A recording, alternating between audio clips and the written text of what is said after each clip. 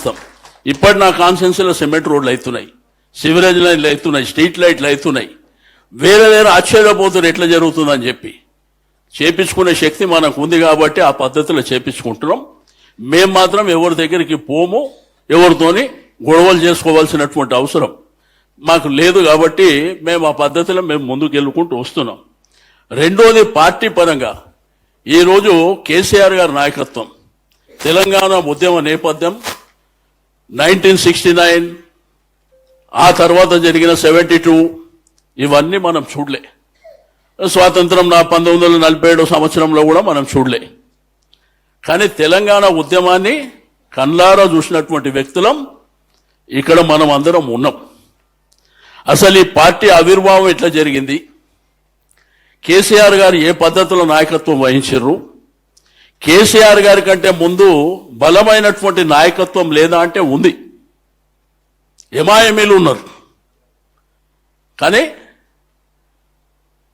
కేసీఆర్కు ఉన్నంత నాలెడ్జు, కేసీఆర్ గారికి ఉన్నంత తెలివితేటలు, ఉద్యమ స్ఫూర్తి, పోరాట పటిమ, రెండోది తెలంగాణ భూభాగం మీద ఉన్నటువంటి ఆయనకు ఉన్నటువంటి ఐడియాలజీ ఎవరికి లేదు. కాబట్టి మీరు చూస్తారు రాజకీయాలల్లో చిల్లర బొల్లరుగా మాట్లాడే వాళ్ళని చూస్తారు, బయట వాళ్ళు పక్కన పెట్టి మన ముఖ్యమంత్రి గారిని చూస్తారు. మాట్లాడితే బూతు మాటలు మాట్లాడే ముఖ్యమంత్రిని కూడా మనమందరం మన కళ్ళారా చూస్తాం. కానీ కేసీఆర్ గారి పరిపాలన సరే, తెలంగాణ ఉద్యమ పోరాటం ఎట్లొచ్చింది ఏంది అనేది నాకంటే మీ అందరికీ బాగా తెలుసు కాబట్టి దాని జోలికి పోకుండా, వచ్చినటువంటి రాష్ట్రాన్ని ఎన్ని అద్భుతాలు చేశారు.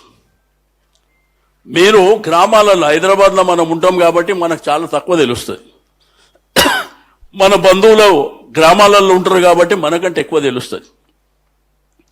అక్కడ నీళ్లు లేక, కరెంటు లేక, వాళ్లకు చెరువు ఎండిపోయి రకరకాల సమస్యలు, ఆ రకరకాల సమస్యల మధ్యన 65 సంవత్సరాలు గడిచిపోయింది. ఆ గడిచిపోయినటువంటి దరిమిల కేసీఆర్ గారు వచ్చిన తర్వాత 24 గంటల కరెంట్, అందరు ఆశ్చర్యపోయారు, దేశమే అబ్బురపడ్డది, ఎట్లిస్తారు 24 గంటల కరెంట్ అని. ఆ తర్వాత మిషన్ కాకతీయ తర్వాత భూగర్భ జలాలు పెంచుకోవడం, ఇరిగేషన్ ప్రాజెక్టుల ద్వారా, మిషన్ భగీరథ ద్వారా ఇంటింటికి నీళ్ళు ఇచ్చేది. ఇప్పుడు చూడు, ఒకప్పుడు గ్రామాలలో మనం ఊర్లకు పండుగల పూట పోతే మా అక్క చెల్లెళ్ళు బిందెలు ఎత్తుకొని పోతుండే. కానీ ఎండాకాలం చెరువు ఎండిపాయే, బావి ఎండిపాయే. అసలు బతుకమ్మ పండుగ పుట్టిందే అక్కడ. చాలా మందికి తెలియదు బతుకమ్మ అంటే. ఆ రోజు ఏంటంటే కష్టపడి కష్టం చేసి పొద్దున్న లేచి పొలం దగ్గరికి పోయి మరి దుక్కి దున్ని ఎరువు చేతిలో పంట వచ్చిన తర్వాత పోతే గిట్టుబాటు లేకపోతే ఆ అక్కజల్లంలో ఆడ గట్టు మీద కూర్చొని మా బతికేంది బతుకమ్మ అనేటువంటి పాట స్టార్ట్ అయింది అక్కడ. అక్కడ నుంచి వచ్చినటువంటి బతుకమ్మ కేసీఆర్ గారు పుణ్యమా అంటూ విశ్వవ్యాప్తం అయిపోయింది. ఫ్లైట్లో బతుకమ్మ ఆడుతున్నారు, లండన్లో బతుకమ్మ ఆడుతున్నారు, అమెరికాలో బతుకమ్మ ఆడుతున్నారు. అయితే ఇవన్నీ జరిగినాయి. జరిగిన తర్వాత వారు అద్భుతమైనటువంటి పరిపాలన ఇచ్చిండు. ఆయన ముఖ్యమంత్రిగా ఉన్నప్పుడు ఎన్ని అద్భుతాలు చేశారు. ఒక సెక్రటరేట్ ఈ దేశానికి ప్రైడ్ కదా సెక్రటరేట్. ఆ ముంగట అమరవీరుల స్తూపం, రెండోది భారత రాజ్యాంగ నిర్మాత అయినటువంటి డాక్టర్ బిఆర్ అంబేద్కర్ గారు 125 అడుగుల విగ్రహం, రెండోది జిల్లాకు ఒక మెడికల్ కాలేజ్, ఇంజనీరింగ్ కాలేజీలు కానీ, గురుకుల పాఠశాలలు కానీ. వీళ్ళ ముఖానికి ఒక దుర్గం చెరువు గట్మని చూపిస్తా, ఒక దుర్గం చెరువు గట్మని. కేటీఆర్ గారు అంటే ఆ రోజు అమెరికాలో చదువుకొని వాళ్ళు రెగ్యులర్గా వారు అక్కడనే ఉంటుండే కాబట్టి ఆ విజను వాళ్ళు చదువుకుంటారు కాబట్టి తన విజన్తోనే హైదరాబాద్ను ఒక డిజైన్ చేసి, అంటే ఒక ఫ్లైఓవరు లేకపోతే అండర్ పాస్, ఇది కాదు, డ్రైనేజీ వ్యవస్థ ఎట్లా, స్టామ్ వాటర్ డ్రైన్ ఎట్లుండాలి, గార్డెన్ ఎట్లుండాలి, పార్క్ ఎట్లుండాలి, ఓపెన్ జిమ్ ఎట్లుండాలి, రోడ్లు. కరోనా వైరస్లో అందరు ఇళ్లలో వండుకుంటే కర్ఫ్యూ అయ్యి ఇంట్లోకి బయటికి వెళ్ళకపోతే వారం రోజులు రోడ్డు మీదకి బయటకు వస్తే అన్ని రోడ్లు వచ్చేసినాయి. ఎట్లొచ్చినాయి? అదొక విజన్, వారికి ఉన్నటువంటి అనుభవం. ఒక డబుల్ బెడ్రూమ్, డబల్ బెడ్రూమ్ టీవీలో చూస్తారు, మీరు పేపర్లో చూస్తారు, ముఖ్యమంత్రి డబల్ బెడ్రూమ్. ఎవరిని అయ్యా జాగిర్రా నాయన?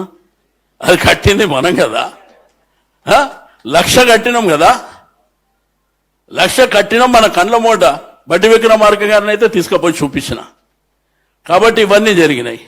ఇప్పుడు ఏంటంటే అధికారం మన చేతిలో లేదు. పోనీ ఏమైనా అద్భుతాలు చేసిండ్రా ఈ 2.5 సంవత్సరాల్లో? బూతు మాటలు తప్ప అద్భుతాలు ఎక్కడున్నాయి? ఎక్కడన్నా డెవలప్మెంట్ మీద, వెల్ఫేర్ మీద ప్రజలకు ఆ రోజు మేనిఫెస్టోలో చెప్పినటువంటి 200, 500 ఇస్తానని మహిళలకు మోసం చేశారు. ఫీజు రియంబర్స్మెంట్ అని చెప్పి దాన్ని మోసం చేశారు. రైతు భరోసా అని చెప్పి అక్కడ మోసం చేశారు. ఒకటా రెండా చెప్పుకుంటూ పోతే ఎన్నో ఉన్నాయి. అయితే ఈ మధ్యకాలంలో కేటీఆర్ గారు చాలా ఉధృతంగా ముందుకెళ్తారు, ఉధృతంగా మాట్లాడుతారు. మాట్లాడినప్పుడు కొంతమంది బాగా మాట్లాడుతుండంటారు, కొంతమంది ఏమంటారు ఈయనకు అహంకారం ఎక్కువ అని చెప్పి కొంతమంది మాట్లాడుతారు.